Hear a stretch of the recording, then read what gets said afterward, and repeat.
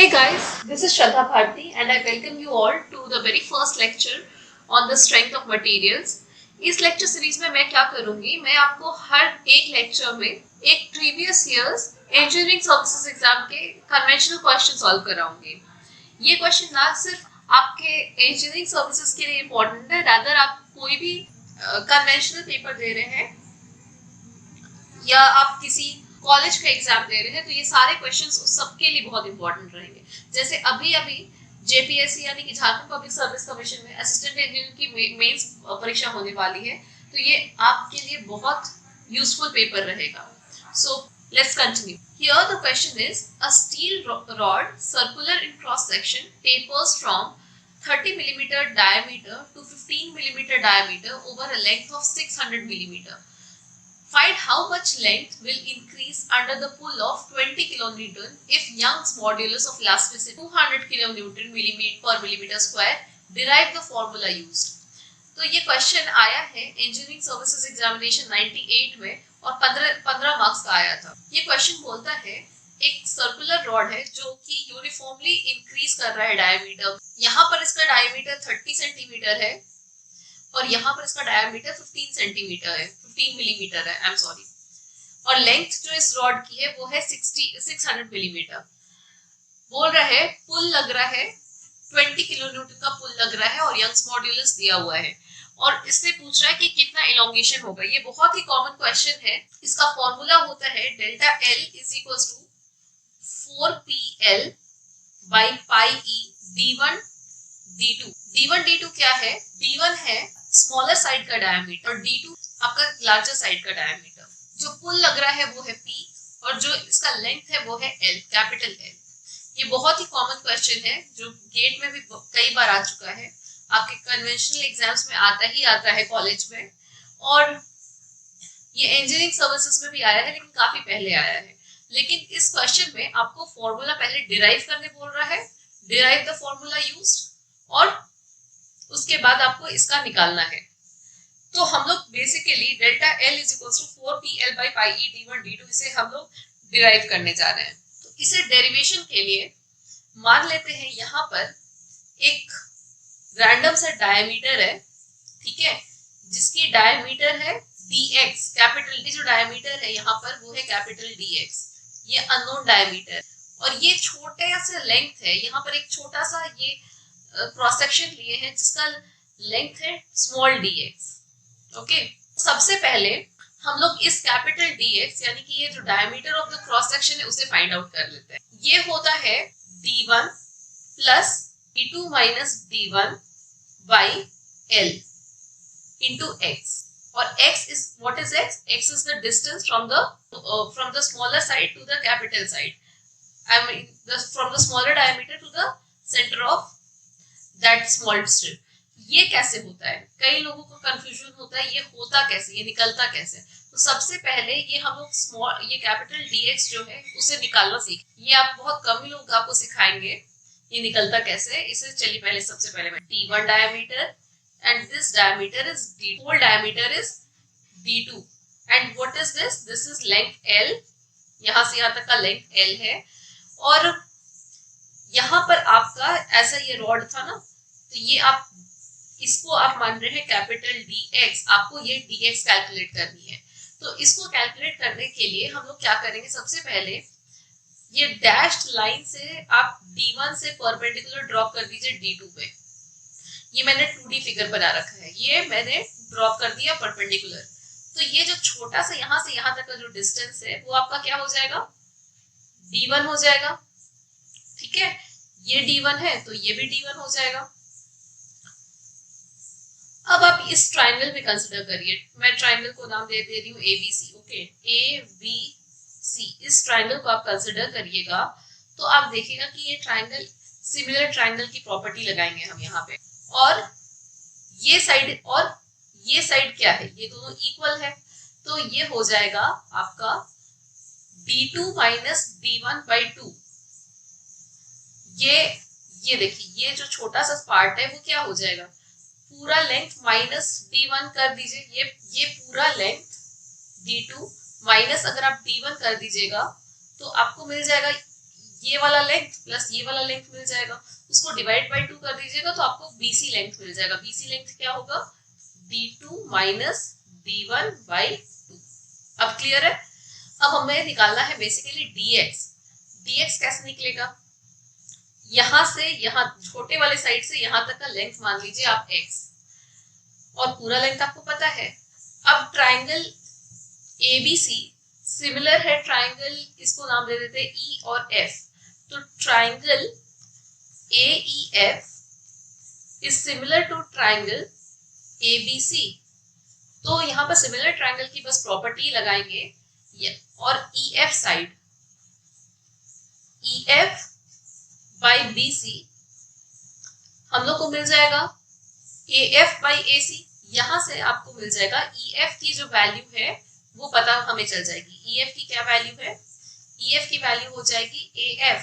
AF को हम लिख सकते हैं X, और AC आप AC गौर से देखिए, उसमें हम लिख सकते हैं L इंटू BC। और BC मैंने अभी अभी आपको बताया है, BC क्या है, BC है B2 माइनस B1 बाई 2। तो अगर आपको EF की वैल्यू पता चल गई है, यहाँ से यहाँ तक की वैल्यू पता चल गई है, तो सिमिलरली आप यहाँ से यहाँ तक की भी वैल्यू पता कर सकते हैं। जस्ट आप 2 से मल्टीप्लाई कर देंगे।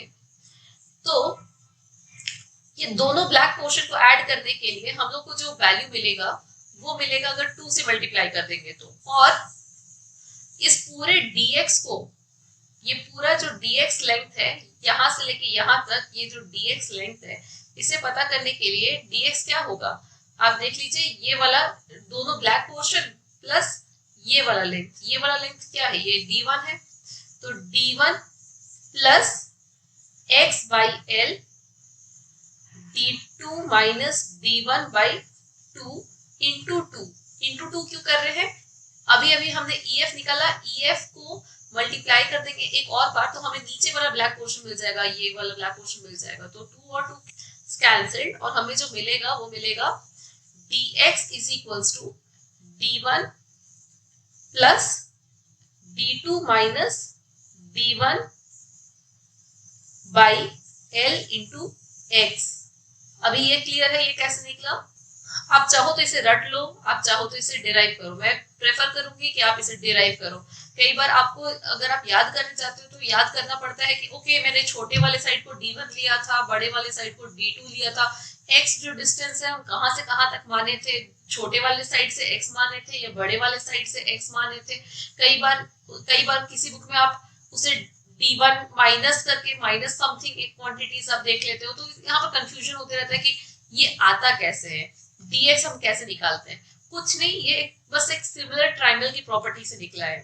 तो हमें ये dx पता चल गया, dx is equals to d1 plus d2 minus d1 by l into x। इसमें कभी कभी क्वेश्चन किसी बुक्स में आप इधर में क्या करता है, इसे d2 मान लेगा और इसे d1 मान लेगा, तो कुछ उसमें उस केस में कुछ और आपका dx आ सकता है। लेकिन जो भी है आपका dx आप वैसे करके कैलकुलेट कर लीजिएगा। किसी भी साइड को कुछ भी मानेंगे आप सिमिलर ट्रायंगल निकालिए और सबसे पहले dx कैलकुलेट कर लीजिए। dx क्या है, एक आर्बिट्ररी डायमीटर है, एक लेंथ x डिस्टेंस पे फ्रॉम स्मॉलर डायमीटर x। अब आगे प्रोसीड, इसे हम dx को लिख सकते हैं, dx को अब शॉर्ट करने के लिए क्या लिख रहे हैं, d1 plus k into x. अब k क्या है, k यहाँ पर है d2 minus d1 by l। बस इसे शॉर्ट करने के लिए लिख ले रहे हैं क्योंकि बार बार हमें ये टर्म यूज ना करना पड़े, तो इसे ऐसे लिख लेते हैं। अगर इसमें पुल लग रहा है तो इस छोटे से एलिमेंट में, ये छोटे से एलिमेंट में इलोंगेशन कितना होगा उसके लिए हम लोग निकाल लेते हैं। उसका इलोंगेशन मान लीजिए होगा आपका d डेल्टा l। ये छोटा सा इलोंगेशन है, d डेल्टा l इलोंगेशन हो रहा है। ये कितना होगा, पुल, जो पुल लग रहा है इसमें जो पुल लग रहा है p इंटू dx। dx ये जो डिस्टेंस है, ये जो लेंथ है स्मॉल एलिमेंट का, p into dx by ae। ठीक है, ये फॉर्मूला आपको पता होना चाहिए। ये इतना छोटा सा पुल लग रहा है एलिमेंट dx में, और अगर इसी को हम लोग इंटीग्रेट कर देते हैं, कहां से कहां तक, हम अगर इसे इंटीग्रेट कर देते हैं फ्रॉम 0 टू l, तो हमें टोटल इलोंगेशन मिल जाएगा जो हमें रिक्वायर्ड है। तो अगर इसे हम इंटीग्रेट कर देते हैं, ये डेल्टा डी एल को इंटीग्रेट कर देते हैं फ्रॉम 0 टू एल, तो आपको मिल जाएगा total elongation p d x by a e. अब हमें ए क्या है, a is the area of the cross section. ये जो हमने एलिमेंट लिया था उसका area of the cross section है ए। तो एरिया हम पता करने के लिए सबसे पहले क्या पता होना चाहिए, हमें डायमीटर पता होना चाहिए। इसीलिए हमने कैलकुलेट किया dx, और फुल हमें पता है और उसे इंटीग्रेट सिर्फ करना है। तो चलिए इंटीग्रेशन करते हैं, और उसके पहले एरिया यहीं पर निकाल लेते हैं। एरिया क्या होता है, एरिया होता है pi by 4 D square. D मतलब यहाँ पर dx स्क्वायर। ओके, तो हमें बेसिकली इंटीग्रेट करना है from 0 to l d delta l is equals to integration 0 to L P dx by AE। पर A की जगह में हम लोग क्या लिखेंगे, is equals to integration of 0 to L P dx by area के लिए क्या लिखेंगे, pi by 4 dx square into E। Okay, अब dx क्या है, dx अभी अभी हमने निकाला है, dx निकाला था क्या, d1 plus d2 minus d1 by l into x, ये हमने निकाला था। और इसे हमने लिखा था d1 प्लस के एक्स, और k क्या था, k आपका ये वाला टर्म था d2 minus d1 by l। तो इसे हम इधर पुट कर देते हैं 0 से लेके l, यहाँ पर इसे इंटीग्रेट करेंगे तो आपको मिल जाएगा delta l is equals to 0 to l p dx, यहाँ 4 को ऊपर ही ले जाते हैं तो 4p बाई पाई dx का वैल्यू पुट कर देते हैं d1 plus k x whole square, जो कांस्टेंट टर्म से उसे बाहर निकाल लेते हैं 4p बाई पाई ई, ये सारे कांस्टेंट टर्म्स है। अब अंदर में इंटीग्रेशन में आपके पास बच गए 0 से लेके l तक की integration dx by d1 plus k x square. आप सिंपली इसे इंटीग्रेट करो और आपको इंटीग्रेशन में आंसर मिल जाएगा। आप चाहो तो डायरेक्ट आंसर लिख दो और चाहो तो आप स्टेप वाइज सॉल्व करो। चलो मैं स्टेप वाइज सॉल्व करके बता देती हूँ कैसे होगा। आप चाहो तो इसे खुद से इंटीग्रेट करो, नहीं आता है इंटीग्रेशन तो मैं सॉल्व करती हूँ, आप इसे देखो। और आंसर मैंने आपको बता दिया है, इसका आंसर आएगा क्या, इसका आंसर आएगा 4pl by pi E d1 d2। हम इसे इंटीग्रेट करेंगे और अल्टीमेटली इसमें k की वैल्यू पुट करेंगे, is equals to 4p by pi e integration of d plus k x to the power minus 2 dx is equals to 4p by pi e minus यहाँ पर हो जाएगा 1 by d1 plus k x into 1 by k. I hope ये integration आप लोगों को समझ में आया होगा। Integration of anything to the power n होता है n plus 1 by n plus 1, वही है मैंने किया है यहाँ पे। इसे इंटीग्रेट करेंगे 0 से लेके l तक इज इक्वल्स टू, अब x के जगह l की वैल्यू पुट कर देंगे minus 4p by pi E into के, यहाँ पर ही बाहर निकाल लेंगे और x के जगह l की वैल्यू पुट करेंगे, यहाँ पर लिमिट्स पुट करके आंसर निकालते हैं 1 बाई b1 प्लस के एल माइनस 1 बाई b1, ये आ गया। अब हम k की वैल्यू पुट करेंगे और इसे सॉल्व करेंगे। k की वैल्यू है d2 minus d1 by L is equals to minus 4p by pi E d2 minus d1 by l bracket में 1 by k1 d1 plus d2 minus d1 by l into l minus 1 by d1। ये l and l will get cancelled और यहाँ पर नीचे में d1 और d1 भी cancel out हो जा रहा है। तो आपके पास अंदर में जो बचा है उसे सॉल्व करेंगे minus 4pl by pi E d2 minus d1, अंदर में आपके पास बच रहा है 1 by d2 minus 1 by D1, इसे सॉल्व करेंगे तो हमें मिल जाएगा, अब इसे आप सॉल्व कर लेना, अल्टीमेटली हमें रिजल्ट मिल जाएगा 4PL/πE D1 D2। ठीक है, I hope this is clear to you. यहाँ से आप सॉल्व कर सकते हो, इसलिए यहाँ पे मेरे पास स्पेस भी नहीं है, मुझे इतनी इजी क्वेश्चन सॉल्व भी करने का मन नहीं है, तो आप देख लेना कैसे सॉल्व हुआ। If this is clear to you, let's proceed and we will solve the numerical part. चलो, तब हमने अभी अभी डेरिवेशन कंप्लीट कर ही लिया है, तो अब इसका न्यूमेरिकल सॉल्व करते हैं। क्या बोल रहा है यहाँ पर, tapers uniformly from 30 millimetre diameter. हमने छोटे वाले साइड को D1 लिया था, राइट? तो इससे this is D1 and this is D2। तो क्वेश्चन में दिया है जो बड़ा वाला साइड है दैट इज 30 मिलीमीटर और छोटा वाला डायमीटर इज 15 मिलीमीटर, यानी कि यहाँ पर D1 है आपके पास 15 मिलीमीटर दिया हुआ है, D2 आपके पास दिया हुआ है 30 मिलीमीटर, लेंथ आपके पास L दी हुई है 600 मिलीमीटर, पुल आपके पास यानी कि P आपके पास जो पुल है, यहाँ पर जो इसमें पुल लग रहा है, इसमें जो टेंशन लग रही है वो आपके पास दी हुई है 20 kilo Newton. Okay, 20 kilo Newton. And modulus of elasticity E की वैल्यू आपके पास दी हुई है क्या, 200 किलो न्यूटन पर मिलीमीटर स्क्वायर। तो आपके पास बेसिकली सारे वैल्यूज है। देखो, आपको डेल्टा L निकालना है, इलोंगेशन निकालना है, तो ये बहुत ही इजी है, आप सिर्फ वैल्यू पुट करो और आंसर निकल जाएगा। 4PL/πE D1 D2।